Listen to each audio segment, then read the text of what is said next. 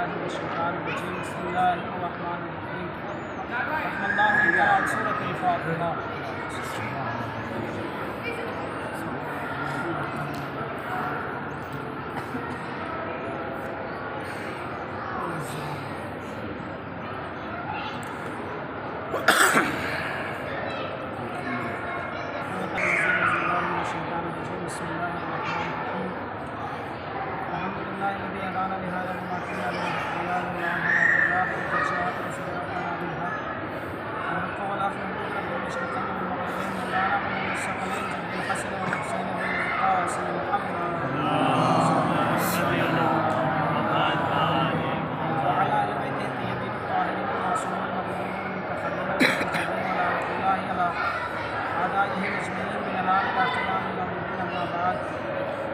پکڑو نہیں جائے ایسی پکڑ کے رکھو مائک نکال لیتا بابا سے بلند صلوات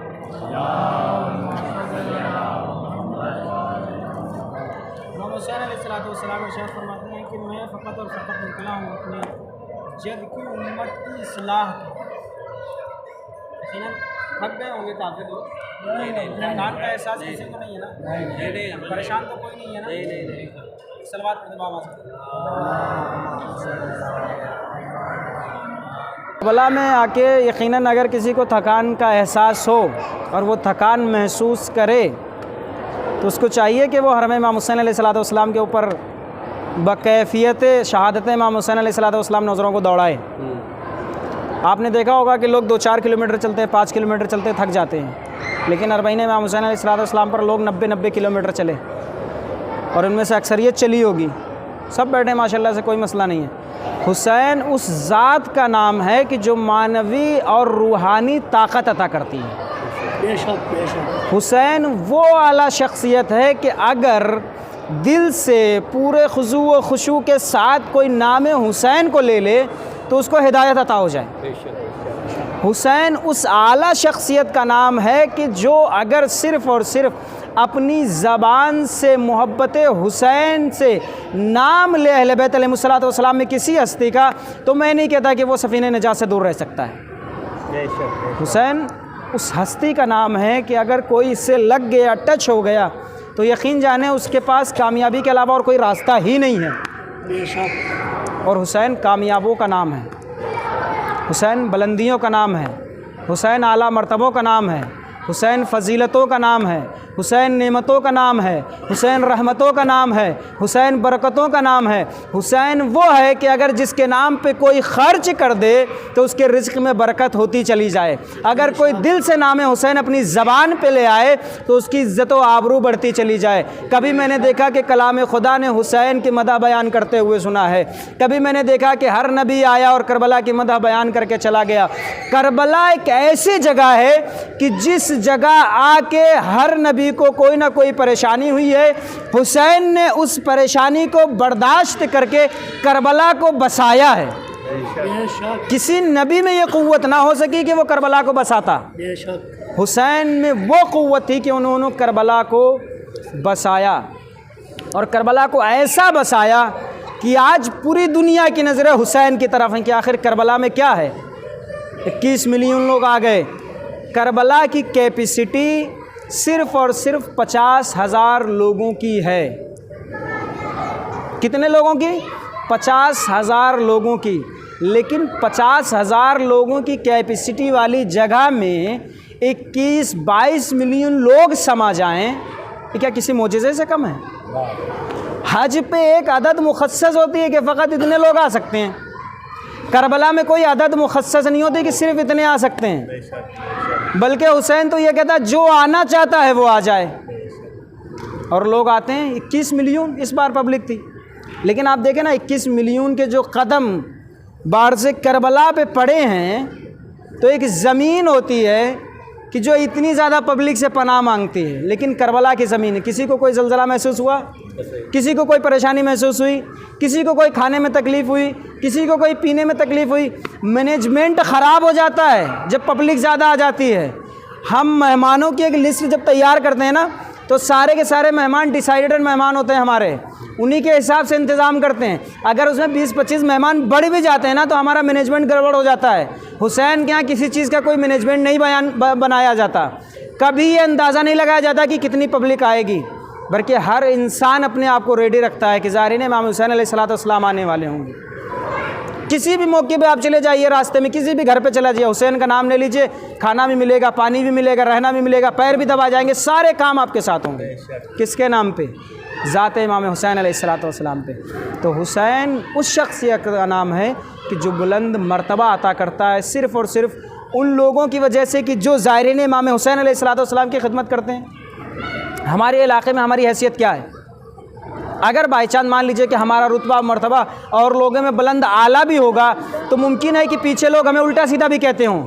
در حسین پہ ایسا نہیں ہے، کوئی کسی کو نہیں دیکھتا کہ مرتبہ کیسا ہے، کوئی کسی کو نہیں دیکھتا کہ پیسہ کتنا ہے، کوئی کسی کو نہیں دیکھتا کہ غریب کتنا ہے، وہ صرف اور صرف یہ دیکھتا ہے کہ مہمان امام حسین ہے۔ جب ہم کسی عام انسان کے گھر میں جاتے ہیں مہمان بن کے تو ہم بہت ساری چیزوں کا خیال رکھتے ہیں کہ کہیں جو بانی دسترخوان ہے اس کو کوئی پریشانی نہ ہو، اس کے اوپر کوئی بوجھ نہ بن جائے، اس کو کوئی پریشانی نہ ہو جائے، ہم ساری چیزوں کا خیال رکھتے ہیں نا۔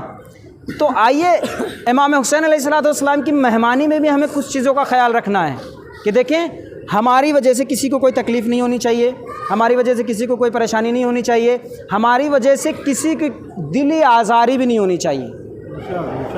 دیکھیں دل اگر کسی سے کسی کا ٹوٹا ہے، ہم نے آپ سے کوئی بات کہہ دی، ایسی کہہ دی کہ آپ کے دل پہ جا کے لگ گئی، تو یقین جانیں کہ زیارت امام حسین علیہ السلام میں ان ساری چیزوں کو دور رکھنا چاہیے۔ گلے شکوے جو کرنا ہے حسین سے کریے، کیونکہ ساری چیزیں سننے کے لیے امام حسین علیہ السلام موجود ہیں۔ اور ہم اس سے بڑا شکریہ کیا ادا کریں کہ اس نے ہمیں عاشقان امام حسین علیہ السلام میں پیدا کر دیا ہے، ورنہ دنیا کی ایسی کون سی قوم ہے جو یہ دعویٰ کر سکتی ہے کہ ہم جنت میں جائیں گے؟ ہمارا چھٹا امام جعفر صادق علیہ السلام ارشاد فرماتا ہے کہ اگر کسی نے اپنی آنکھ سے ایک مچھڑ کے برابر بھی آنسو نکالا ہو غم حسین میں تو گویا اس کے اوپر جنت واجب ہو جاتی ہے۔ کوئی اپنے یہاں سے کسی روایت کسی حدیث کو اٹھا کے کہہ سکتا ہے کہ ہمارے فلاں نے فرمایا کہ اگر ایسا کر دو گے مچھڑ کے برابر تو تمہارے لیے جنت واجب ہو جائے گی، نا، ہمارے یہاں ہے حسین پہ گریہ کرنے سے۔ اگر کوئی انسان چاہتا ہے کہ اس کی آنکھوں میں روشنی بڑھ جائے تو اس کو حسین پہ رونا چاہیے۔ اگر کسی کی آنکھ سے آنسو نہیں نکلتے ہیں تو اس کو چاہیے کہ اللہ سے معافی طلب کرے اور اس کو چاہیے کہ وہ گریہ کرے۔ چوتھا امام علیہ السلام ارشاد فرماتے ہیں ہمارے اللہم صلی اللہ علیہ وسلم کہ جب تمہاری آنکھوں سے آنسو نہ نکلیں امام حسین علیہ السلام کے غم میں تو کم سے کم اپنے منہ ایسے بنا لیا کرو کہ جیسے تمہارے اوپر کوئی پریشانی کا نزول ہوا ہے۔ تم اپنے چہروں کو ایسا بنا کے لیا کرو کہ جیسے تم بہت زیادہ پریشان ہو۔ ہم جب خیمہ گاہ میں داخل ہوئے تو سب سے پہلے ہم نے خیمہ دیکھا مولا عباس علیہ السلام کا۔ دوسرے یہ سفید سے خیمے آپ کو نظر آ رہے ہوں گے، ہر انسان اس کے بارے میں سوچ رہا ہوگا کہ آخر یہ کیا چیز ہے۔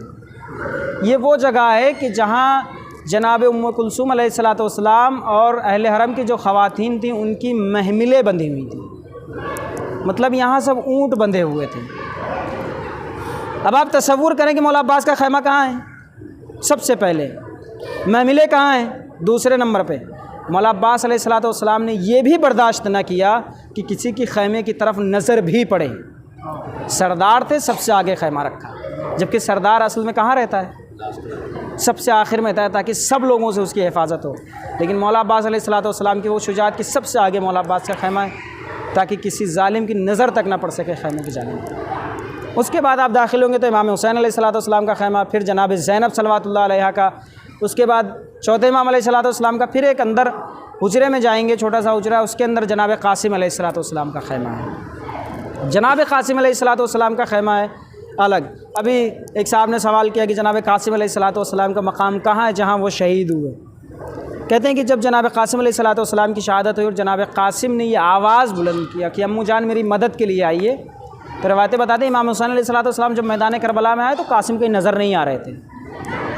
امام نے 3 مرتبہ آواز بلند کی، قاسم میرے لال کہاں ہو، آواز دو۔ کہتے ہیں کوئی آواز نہیں۔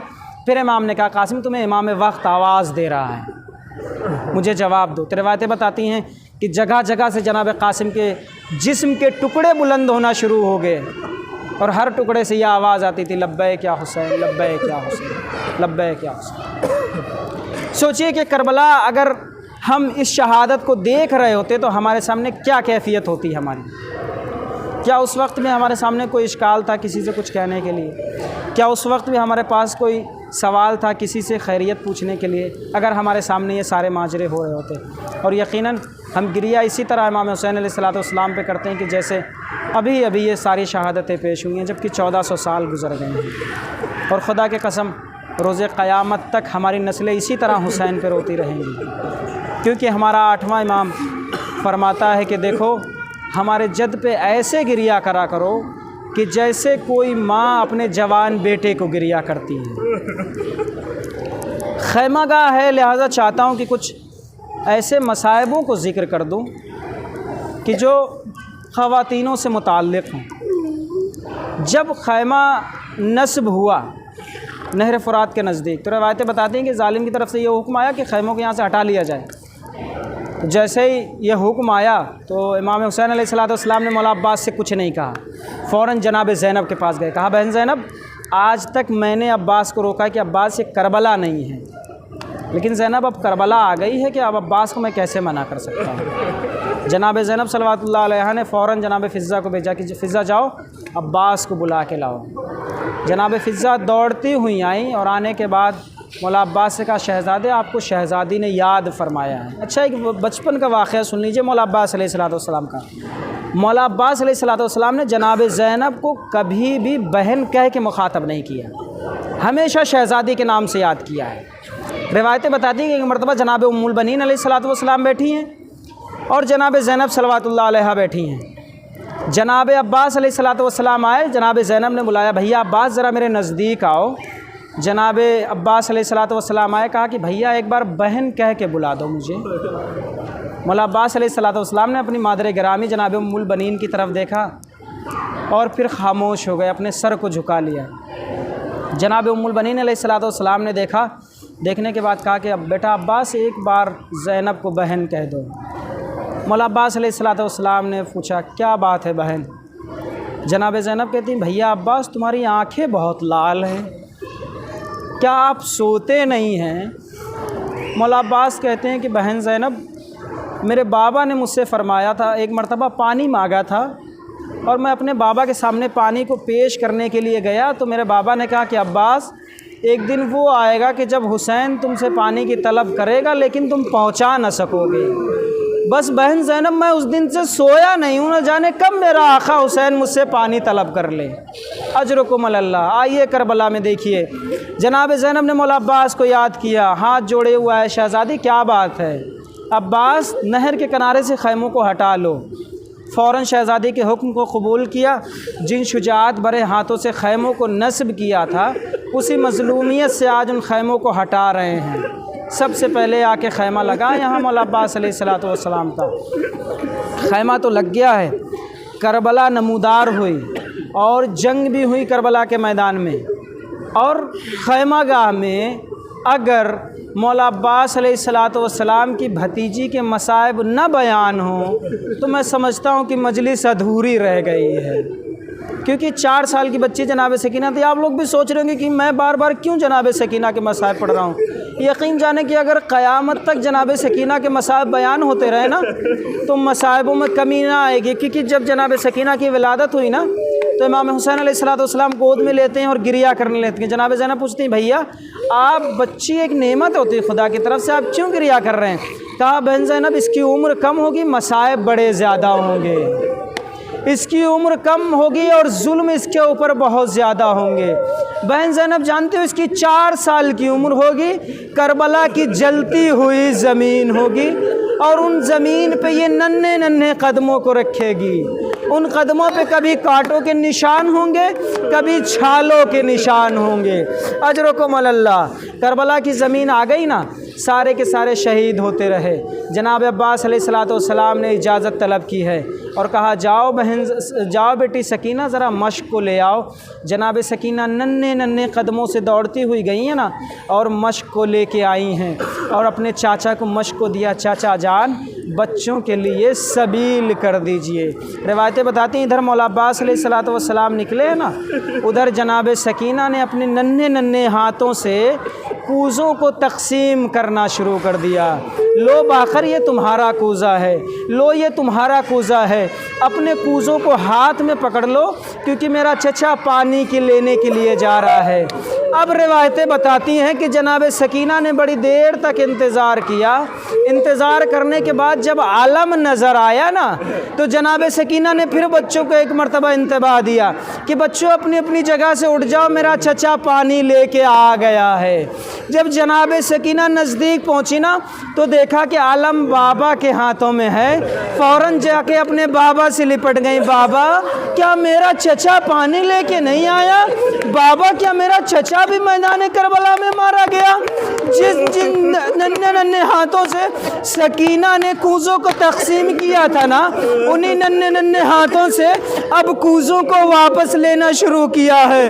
لاؤ باقر مجھے کوزہ دے دو، میرا چچا عباس مارا گیا، لاؤ کوزوں کو واپس کر دو کیونکہ اب نہ جانے پانی کی سبیل کب ہوگی۔ ایک قیامت برا جملہ سنا دوں، دیکھو یہاں رونے سے گھبرانا نہیں اگر مصائب زیادہ ہو جائیں، بس ہمارے نزدیک جناب سکینہ بھی کہیں نہ کہیں موجود ہوں گی، اور جب ہمیں روتا ہوا دیکھتی ہیں نا تو اپنی پھوپھی زینب سے کہتی ہیں، بھری آواز میں کہتی ہیں، پھوپھی اماں اگر یہ چاہنے والے کربلا میں ہوتے تو کیا میرا بابا شہید نہ ہوتا؟ اجرکم اللہ۔ جناب سکینہ صلوات اللہ علیہ شمر کے پاس جاتی ہیں، شمر پانی تقسیم کر رہا ہوتا ہے۔ جناب سکینہ کہتی ہے کہ شمر میں بہت پیاسی ہوں، اگر تھوڑا سا مجھے پانی مل جاتا۔ شمر کہتا ہے سکینہ صبر کرو، میں پہلے اپنے جانوروں کو سیراب کر دوں۔ توجہ فرمائیے گا، وہ بچی کہ جو آج سے پہلے کبھی زمین پہ نہیں اتری وہ یہ جملہ سن لے کہ پہلے جانوروں کو پانی تقسیم ہو جائے پھر پانی ملے گا۔ خیر جناب سکینہ نے صبر کیا، صبر کرتے کرتے وہ مقام آیا کہ شمر پانی تقسیم کر چکا۔ اب جناب سکینہ کے سامنے شمر آیا اور آنے کے بعد سارے پانی کو زمین پہ پھینک دیا۔ جیسے ہی پانی کو زمین پہ پھینکا نا، سکینہ نے اپنے آپ کو اس پانی پہ گرا دیا اور دریا کا رخ کیا۔ چچا عباس آپ کے بعد مجھے پانی دکھا دکھا کے زمین پہ پھینکا جاتا ہے، چچا مجھے بس اتنا بتا دو کہ سکینہ کے لیے پانی لے کر واپس کب آؤ گے؟ اجرکم اللہ۔ جناب سکینہ کے ایسے ایسے مصائب کہ راستے میں ایک مرتبہ لشکر جا رہا تھا، ایک مرتبہ سر امام حسین علیہ الصلوۃ والسلام ایک جگہ پہ رک گیا، ظالم آیا چوتھے امام کی پشت پہ وار کیا، بتا سجاد تیرے بابا کا سر آگے کیوں نہیں بڑھتا؟ سجاد نے اپنی ہتھکڑی اور بیڑیوں کو سنبھالا اور اپنے بابا کے پاس ہاتھوں کو جوڑ کے کہا، بابا اب اس بیمار میں تازیانے کھانے کی تاب نہیں ہے، بابا مجھے اتنا بتا دو کہ آپ کا سر آگے کیوں نہیں بڑھتا؟ سر امام حسین سے آواز آئی، سجاد میں آگے کیسے بڑھوں؟ ارے میری سکینہ قافلے سے بچھڑ گئی ہے۔ اجرکم اللہ۔ جیسے ہی زینب نے سنا نا سکینہ قافلے سے بچھڑ گئی، اپنے آپ کو محمل سے گرایا، میری جان سکینہ کس جا چلی گئی ہو؟ ایک مرتبہ جناب زینب جناب سکینہ کو تلاش کرتے کرتے ایک نشیب میں پہنچی ہیں، تو کیا دیکھا؟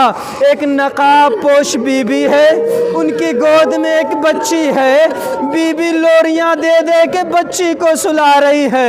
ایک مرتبہ جناب زینب نزدیک آئی، نزدیک آنے کے بعد کہتی ہیں، بی بی آپ کا بڑا شکریہ کہ آپ نے پردیس میں ہماری یتیمہ پہ رحم کیا، میں تم سے وعدہ کرتی ہوں کہ اپنی ماں سے سفارش کر کے تم کو جنت ضرور دلواؤں گی۔ ایک مرتبہ اس بی بی نے اپنے نقاب کو الٹا اور کہا، زینب ارے تم نے مجھے نہیں پہچانا، میں تمہاری ماں فاطمہ ہوں۔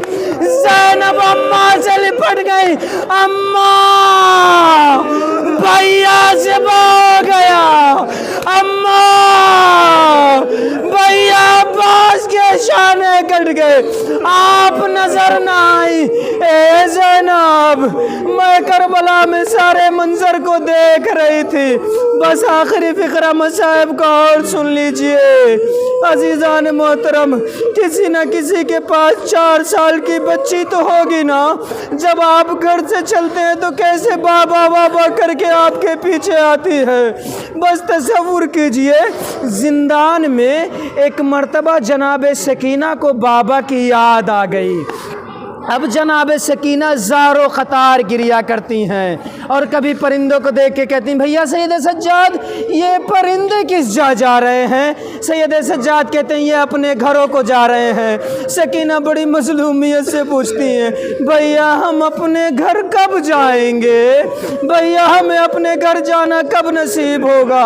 اجرکم اللہ. جناب سکینہ بڑا گریا کرتی ہیں اور گریا کرتے کرتے ایک مرتبہ بابا خواب میں آتے ہیں اور جناب سکینہ خواب سے پھر بیدار ہوتی ہیں, چیخ مار کے روتی ہیں. سید سجاد آتے ہیں اور آ کے کہتے ہیں سکینہ میری جان کیا بات ہے, کیونکہ جناب سکینہ ایک ایسی شخصیت کا نام ہے کہ جو میدان کربلا سے شام تک سید سجاد سے خیریت پوچھتی رہتی تھیں. ایک مرتبہ سید سجاد اپنے دونوں پیروں کو پھیلا کے ایک راستے میں بیٹھ گئے. ننھے قدموں سے سکینہ چل کے سید سجاد کے پاس آئی اور آ کے کہتی ہیں بھیا سید سجاد کیا بات ہے. کہا سکینہ پیروں میں چھالے ہیں, چھالوں میں کانٹے چبھے ہوئے ہیں. جناب سکینہ پیروں کو قریب جاتی ہیں اور ننھے ہاتھوں سے ان کانٹوں کو باہر نکالتی ہیں. اجرکم اللہ. آپ کی سانسیں رکنے لگی نا, آپ مصائب سنتے سنتے تھک گئے نا. بس آخری فکرے سن لیجئے, کیونکہ سکینہ کربلا سے لے کے جب تک زندہ رہی تب تک گریا کرتی رہی. میدان زندان میں جب سکینہ کو بابا کی یاد آئی نا اور چوتھے امام نے دریافت کیا, اس کے بعد جناب سکینہ کے لیے بابا کا سر لایا گیا. جیسے ہی بابا کا سر سکینہ کے نزدیک آیا نا, جناب سکینہ نے اپنے گال کو بابا کے گال پہ رکھا. جیسے گال کو رکھا نا آوازیں بلند ہو گئیں, اے میرے بابا تو ہم سے کب سے رخصت ہوا. بابا ذرا میرے گالوں تو دیکھ لے, گال میرے تماچوں سے سیاہ ہو گئے ہیں. بابا آپ کو پتہ ہے جب سے آپ گئے ہو کسی نے مجھے سینے پہ نہیں سلایا, بلکہ کسی نے تازیانہ مارا, کسی نے کانوں سے گوشواروں کو چھینا. ایک مرتبہ روتے روتے سکینہ کی آواز بند ہو گئی. جناب سید سجاد آئے, بازو کو پکڑا, سکینہ کا جسم نڈال ہو گیا. سید سجاد نے سر کو پیٹا, پھوپھی زینب ارے سکینہ ہم سے جدا ہو گئی. اے پھوپھی اماں اب ہم سے وطن جانے کا سوال کون کرے گا. اے پھوپھی اماں مدینے جانے کی آس رکھنے والی آج اس زندان سے رخصت ہو گئی. جاؤ سکینہ, خدا حافظ. بابا کے سینے پہ سکون سے سونا. وسيعلم الذين ظلموا أي منقلب ينقلبون. إنا لله وإنا إليه راجعون. رضا بقضائه وتسليما لأمره. پروردگارہ ہمارے ان آنسوؤں کو رومال زہرا میں جگہ عنایت فرما. پروردگارہ رونے والوں کی تمام نیک تمناؤں کو پورا فرما. پروردگارہ ہمیں اتنے آنسو عطا کر ہم تا حیات امام حسین علیہ السلام پر گریا کرتے رہیں. پروردگارہ ہمارے آنسوؤں کا سمندر کبھی کم نہ ہونے دینا. پروردگارہ تجھے واسطہ ہے محمد وآل محمد کا کہ ہمارے آنسوؤں کو رومال جناب زہرا میں جگہ عنایت فرما. پروردگارہ ہمارے آنسوؤں کو ایسا قرار دے کہ جناب زہرا اپنے لال کے زخموں کے لیے مرہم اکٹھا کر سکے. پروردگارہ تجھے واسطہ ہے محمد وآل محمد کا, تجھے واسطہ ہے جناب سکینہ صلوات اللہ علیہا کی یتیمی کا کہ تمام ماں بہنوں کے سروں پر ان کے برادر کا سائے کو محفوظ فرما. ان کے والد بیت کے سائے کو محفوظ فرما۔ پروردگارہ تجھے واسطہ محمد و آل محمد کا کہ حاضرین میں اگر کوئی بیمار ہے تو اس کو شفائے کاملہ و عاجلہ عنایت فرما، اگر کوئی بے اولاد ہے تو اس کو اولاد نرینہ عنایت فرما۔ پروردگارہ تجھے واسطہ محمد و آل محمد کا جن کے والدین اس دنیا سے رخصت ہو گئے ہیں ان کی مغفرت فرما، ان کے درجات کو بلند فرما۔ پروردگارہ جن کے والدین اس دنیا میں موجود ہیں ان کو حیات طویل عنایت فرما اور ان کی تمام تر مشکلات سے ان کو نجات دے۔ پروردگارہ تجھے واسطہ محمد و آل محمد کا کہ دنیا بہت ظلم و جور سے بڑھ چکی ہے، ہمارے مولانا علیہ الصلوۃ والسلام کے ظہور میں تعجیل فرما، ان کے آوان و انصار میں شمار عنایت فرما۔ ربنا تقبل منا انک انت السمیع العلیم۔ ماتم حسین۔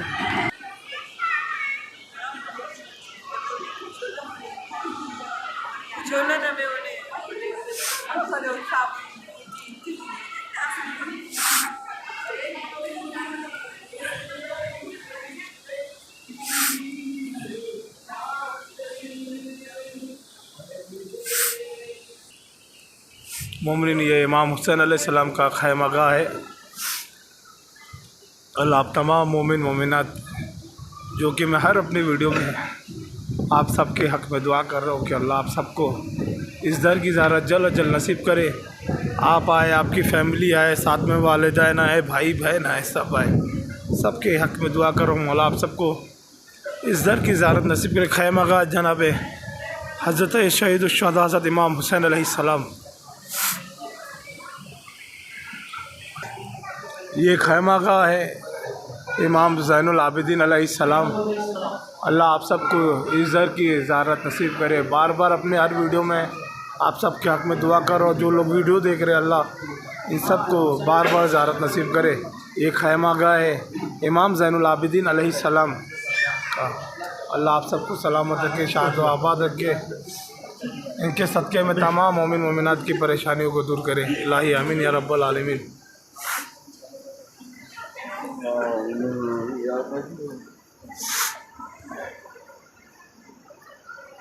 الگ الگ مقام میں الگ الگ خیمہ گاہ ہے۔ اب تک آپ نے امام حسین علیہ السلام کا خیمہ گاہ کی زیارت کی، امام زین العابدین علیہ السلام کی خیمہ گاہ کی زیارت کی۔